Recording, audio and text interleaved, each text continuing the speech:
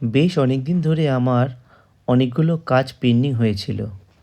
প্রতিদিন অফিস থেকে ফেরার পরই মা আর লিপি আমাকে বলতো এই কাজগুলো করতে হবে সামনের রবিবারে। আমি অনেক দিন ধরেই প্রত্যেক রবিবারে কিছু না কিছু কাজে বেরিয়ে পড়ি এদিকে ওদিকে। অফিস পিকনিক, আত্মীয়ের বাড়ি, কিছু ইম্পর্টেন্স কাজ ইত্যাদি ইত্যাদি।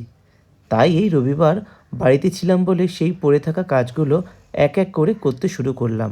যেহেতু শীতটা অলমোস্ট চলেই গেছে, সেজন্য মা বলল, মাঘের শীত বাঘের গায়ে লাগলেও তোদের গায়ে লাগবে না, আর যদিও লাগে সেটা কাঁথাতেই সামলে নিস। বাবিনের মুখ চোখটা অনেকটাই বসে গেছে, ভাইরাল ফিভার, তবে এখন একটু সুস্থ। তাই মা বলল কম্বলগুলো রোদে দিয়ে এক এক করে প্যাক করে ওপরে তুলে দিতে হবে।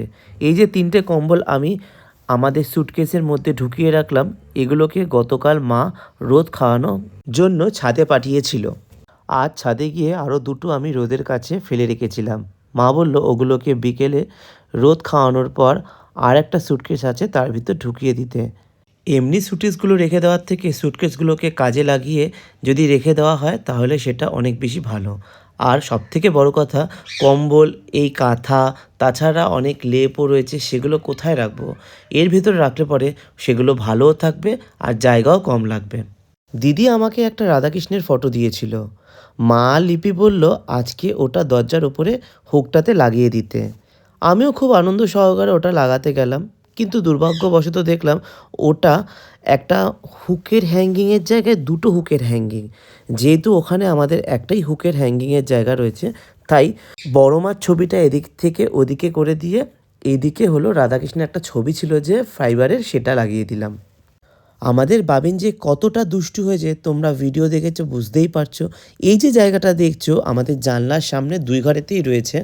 2 ঘর বললে ভুল হবে, প্রত্যেকটা জানলার সামনেই এরকম একটা স্ল্যাবের মতো রয়েছে মার্বেলের। সেখানে গুঁতো খেয়ে বাবিন 6 মাসে 8 মাসে এখন ইনফ্যাক্ট প্রতিদিনই গুঁতো খাচ্ছে। আর প্রথম তো গুঁতো খেয়ে ওখানে ফেটেও গেছিলো থুতনিটা।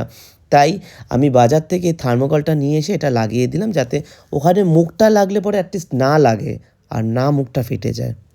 অতিরিক্ত কিছুটা থার্মোকল বেঁচেছিল, আমার তুলিগুলোকে রাখার জায়গা পাচ্ছিলাম না, এর ভিতরে এরকম ভালো করে পুঁতে দিলাম। যখন যেই তুলিটা ইউজ করব সেটাকে এখান থেকে তুলে নিয়ে ইউজ করব। ব্যালকনি গাছগুলোর অনেক পাতা শুকিয়ে গিয়েছিল, ওগুলোকে সরিয়ে দিয়ে নতুনভাবে আবার সার দিয়ে ব্যালকনি গাছগুলোকে সাজিয়ে রাখলাম। এই করতে করতে অনেকটা বেলা হয়ে গিয়েছিল, তাতে করে স্নান সেরে ঠাকুর প্রণাম করে যেখানে আমাদের সরস্বতী ঠাকুর আগের ছিল সেখান থেকে সরস্বতী ঠাকুরটা তুলে নতুন সরস্বতী ঠাকুরটা সেখানে অধিষ্ঠান করে দুপুরে মায়ের হাতের ফ্রাইড রাইস আর বাটার চিকেন খেয়ে আমার ব্লগটা এখানে শেষ করলাম। ভালো থেকো, টাটা।